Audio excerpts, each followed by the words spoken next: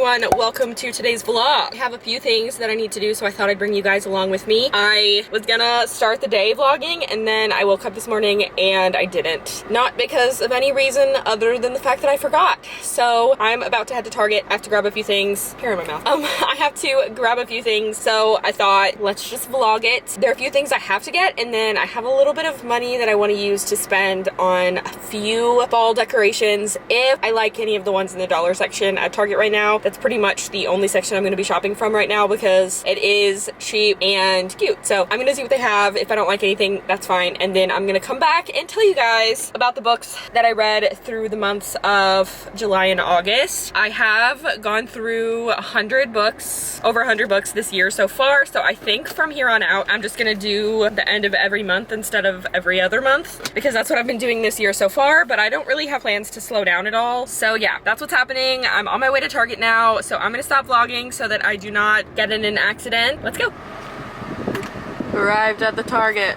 Okay, so Mason wants shampoo that doesn't smell like flowers, understandable, but all of the ones that are like mint scented are 2-in-1s, and I don't want a 2-in-1. I know I'm not using it, but I don't want him to use a 2-in-1. Shampoo and conditioner. Why can't they just have shampoo? I have this one that's just shampoo, but I don't like the way that it smells, which means he's not gonna like the way it smells. And then there's this one, a 3-in-1. Like, what are my options? Very few. They have this one, but I don't like the way it smells. This one smells the best, but it's $10. I'm gonna get this one anyway.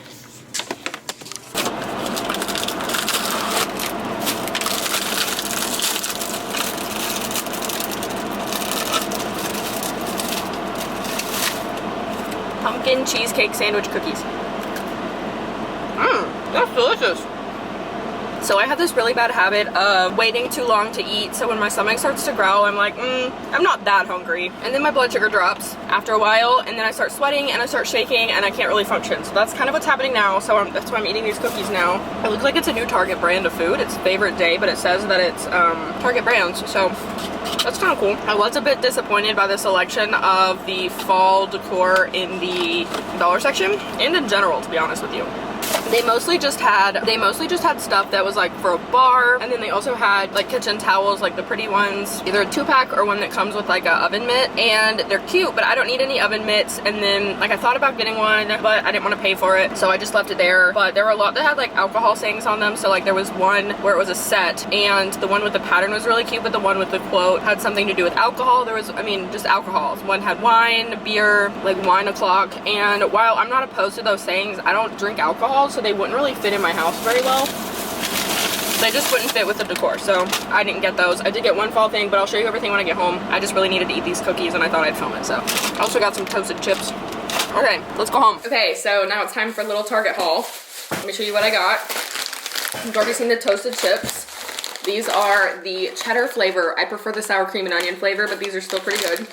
And then also to eat, I got this. It's the Better Bakery pretzel melt, cheese and pepperoni. I've been wanting to try some probiotic soda. So I saw this one at Target, and this is the orange flavor, and I'm very excited to try it. I'm gonna put it in the fridge so that I can taste it. I know that if you buy them online, it's like $30 for a 12-pack, which is ridiculous in my opinion. So that's why I just wanted to try one. And this is just a bowl, but these are the bowls that we have for our dishes, and I broke one the other day, so I just got a new one. And then last but not least, like I said, the dollar section was kind of lacking, but honestly, I'm glad it was because otherwise I would have purchased way more. But I just got this little easel thing. It's a chalkboard easel. It's $5. I don't think it comes with chalk. I'll have to find some, unless there's some inside of like the easel, but it is plain on this side and it says a scoreboard on this side. I'll just use the plain side. We have these bookshelves on either side of our TV, and I thought it would be cute on one of the shelves, so that's why I got it. Oh, I forgot, I also got this shampoo. So I was going through all the shampoos and stuff at Target in the men's section, just because Mason wanted something that smelled less floral, less feminine. So he wanted something that was a more masculine smell. So I smelled all of them. I didn't like any of them except for one. And I was running into the issue of they were all double, like they were 2-in-1s, and I didn't want to buy him a 2-in-1. So I got him this one. It's herbal essence. It's sulfate free birch bark extract. It's gentle moisture. and it smells more masculine than any of the other ones. I forgot to mention it was also cheaper than that other brand. Okay, I finished that stuff. Before we go upstairs and talk about books, I'm gonna try this. It's not cold enough yet, so I'm just gonna put it on ice. That smells good. Oh, it's clear. Well, kind of. I really thought it would be orange, but I guess it makes sense. If it's healthier, then it's less. Sparkling filtered water, apple cider vinegar, orange juice, lemon juice, organic cane sugar, and natural flavors, and stevia. All right. Oh my gosh, that's delicious. Okay, well, I'm just gonna go drink the rest of it now because it's really, really good. Dang, I wish I would have gotten the raspberry rose one to taste too. Yeah, that's pretty good. I don't like orange juice, so I'm surprised I like this. I just downed basically the whole can. Yeah, I wish I would have gotten raspberry rose. I think it would have been really good. The classic cola and Doc Pop. Yeah, a 12 pack is like $30. It's $29.88. I'm not spending that much money on it. To the books. All right, so we are in my office now and I'm gonna share all the books that I read in July and August. So I'm gonna move over so I can put them on the screen for you. But I literally typed out my review of them and put them on a piece of paper and then printed it out so that I wouldn't get distracted by my phone. I put the title, the author, my rating out of 5 stars, and just a little tidbit about it so that I'm not talking forever. So talking points, very important here. So before I get started, I forgot to tell you at the beginning of the video, but if you haven't subscribed already, I'd love for you to do that. So now let's get into it. The first book was The Cheerleaders by Kara Thomas. I give this book a 4 out of 5 stars. It is a young adult thriller. Basically all the cheerleaders, 5 cheerleaders at this one school, all die within a very short period of time, but not all at one time. So like 2 of them die together, 2 of them die together, and then the last one dies. And basically it's the sister of the last one that dies that's trying to like put the pieces together to figure out why it happened. And they pretty much put an end to cheerleading in general. So it's really interesting. It was a book deal of the day. I think it was like 99 cents, which is why I read it. The cover looked interesting. It's definitely a young adult thriller, and I'll leave it at that. Next is 12 Days by Carla Doyle, and I give this one a 5 stars out of 5 stars. I don't know if you guys know this, but I am super generous with my book ratings. It has to be really bad for me to rate it below a 4. A lot of people save their 5 stars for like their favorite books, but I like, there's something that's not good about it if I give it less than 4 stars. So just keep that in mind. This book I got for free actually. It was like free on my Kindle. It's super cheesy and predictable, but it's super spicy. It's a romance and it is friends to lovers, and then it's called 12 Days because they basically have like 12 days until Christmas to figure out what they feel about each other before one of them moves out. So because they're like roommates and best friends, and then one of them like is gonna move out, if that makes sense. So they basically have until Christmas to decide what's going on. Next is Let Me In by Adam Nichols, and I give this one a 4 stars. This one was very graphic in its descriptions. It's basically just like a thriller novel where you're trying to figure out who killed these people. It's a serial killer. It goes through the different steps. I felt like it was a little bit predictable. It didn't stand out too much to me because it does follow the same formula as a lot of thriller, FBI kind of police kind of things do, so that's why I give it 4 out of 5, but I thought it was good enough to give it 4. Next is It's Not Summer Without You by Jenny Han, and also We'll Always Have Summer by Jenny Han, and I give them both 5 stars. They both were so cute, and I think I mentioned this whenever I talked about the first book, which is The Summer I Turned Pretty, and it's the whole trilogy. The first, second, and third books, all like I felt pain in my chest because of the feelings that this girl is having, which is stupid because it's about like a teenager. It's a young adult novel, but each book is a different summer, and I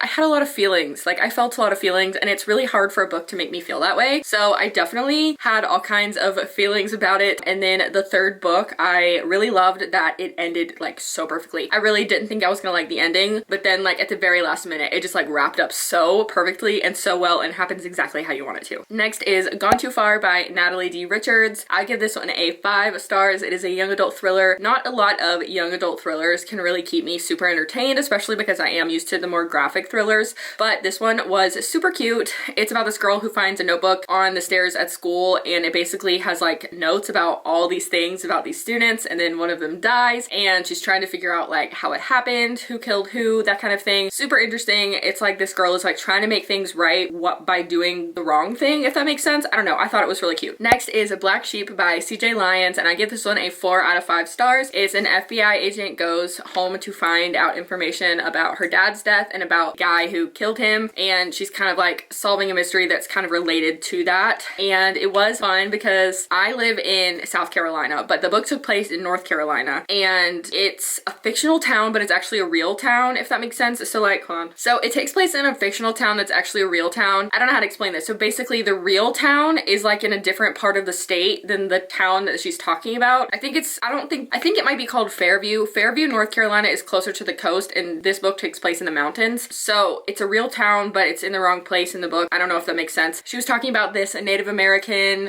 reserve where she's from, and also about this casino that she used to go to a lot as like a young adult. And she's basing it off of a real casino, and I've been to that real casino in that area. So it was kind of cool to like put those pieces together because I recognized the things that she was talking about. So for example, she was talking about a Santa themed amusement park, and I've passed by it on the way to that casino. So it was really cool like putting those pieces together because I've like been to the place that she's talking about. It's like fictional but based on real things. So I thought that was cool. Next is How to Stop Time by Matt Haig, and I give it 5 stars. Basically the premise is this man ages super slowly. So he's born in the 1600s, but it gets to present day and he only looks like he's like 40 or something. Basically he ages incredibly slowly, and he's basically having to start his life over and over and over and over again because people notice he's not aging. So he has to kind of move to different places, reinvent himself. And I feel like the concept of this book is very different in comparison to anything I've ever read. I've never heard of this concept, and I am currently reading The Midnight Library by Matt Haig, and again, it's just a concept that I've never really heard of before, so I thought that it was interesting. Like, I was immediately drawn in and intrigued by all of his different lives. Next is The Woman in Cabin 10 by Ruth Ware, and I know I'm a part of a psychological thrillers readers group on Facebook, and I know a lot of people in that group have a lot of different opinions about this book, but I gave it a 5 stars. Basically, this woman she's in cabin 9 on this cruise boat. It's like a really tiny cruise, and it's like a luxury cruise liner for really rich people. There's only 10 cabins, and she's in cabin 9. She sees something happen to the girl in The Woman in Cabin 10, and she spends like the whole book trying to figure out what is going on. So that's the premise behind it. Next is Instructions for Dancing by Nicola Yoon, and I give this one a 4 stars because I should have seen this coming. I don't like the way that Nicola Yoon ends her books, and I should have known because I've read everything, and The Sun is also a star, and I didn't like the way that either book ended. And while I don't like the way that it ended, I do think that the rest of the book was really cute. So just leading up to the ending was what made me mad. And it was literally like within the last couple of chapters that made me mad, but of course I couldn't. I had to keep reading. I had to figure out what happened. But I should have known that it was gonna make me mad because all of her other books have made me mad at the end. But I will say that the way that her books end is definitely more realistic to what happens in real life. For example, like 12 Days ends in like a perfect fairy tale setting. It happens exactly how you want it to, but in this one it doesn't always happen how you want it to, and I feel like that's more representative of real life. So that's kind of why I give it 4 stars instead of 3, because I hated the ending, but because I hated the ending it doesn't get 5 stars, if that makes sense. Next is People We Meet on Vacation by Emily Henry, and I give it 5 stars. It's absolutely the perfect rom-com cheesy friends to lovers book that it would be on the top of my list. I know there are some people who said that the book was a little too slow for them because they're used to like more spicy romances, but I've also heard people who have read it and they've absolutely like adored it, and I just think it's so cute. It just, I don't know, it's almost like I don't want the book to end because I've like loved the character so much. I don't know, I just thought it was really cute. And if you haven't watched, what am I saying? If you haven't read it, it's about these 2 friends. They go on vacation every year and then something happens to them, and the end of the book is like leading up to what happened. It goes back and forth between their current vacation and their previous vacations every year, leading up to an event that happened to cause their friendship to go wrong. That makes sense. But I think it's super cute. Next is, let me see, what is it? It's One Holiday Kiss by A.M. Kuzi. It is 4 stars. I gave it 4 stars. It's super spicy. It's friends to lovers, but it is a short story more than a novel. It literally is so short. It took me like an hour and a half to read it, and I think the reason I gave it 4 stars is because literally it happened so quickly that it's not very realistic. And like normally when you have like your friends to lovers, there's like a slow build up to them realizing their feelings for each other, and in this one it was like their BFF, never gonna happen, and then bam, like literally so quick. So that's probably why I give it 4 stars, but also like there wasn't a ton of time for the build up because it was a short story rather than a novel, if that makes sense. So there's that. Next is Invisible Girl by Lisa Jewell, and it is 5 stars. It is not what I was expecting at all, but I really liked it. Basically, this girl goes missing, but they don't know, obviously they don't know what's happened to her. It's like the perspective of 3 different people. It's the girl that goes missing, her therapist, and then a guy that lives across the street from her therapist. Very interesting dynamic, but I think it's really good. I don't know how to explain it without giving anything away, so I'm just not going to explain it further, but if you're into psychological thrillers, you should definitely check it out. Next is The Secrets of Us by Lucinda Berry, and I give that a 5 out of 5. Lucinda Berry is the queen of psychological thrillers in my opinion. All of hers are really good. I love her books, and it's about these two girls who have a really dark past. They're in the present. One of them gets in an accident, and two sisters, one of them gets in an accident, the other one is visiting her, and she's trying to figure out like what happened to get to this point, but then they're also like reflecting on the past. So the past is on the sister that got in the accident's perspective, and then the present is the sister who is visiting the sister, if that makes sense. It's a little confusing, but I really liked it. I think it's on Kindle Unlimited. Next is Forever in Cape May, and this one I give it a 5 stars as well. It's very cute and sweet, but it is very spicy, but I thought that it was really sweet also. And I feel like sometimes you don't see like the sweetness in a spicy romance novel.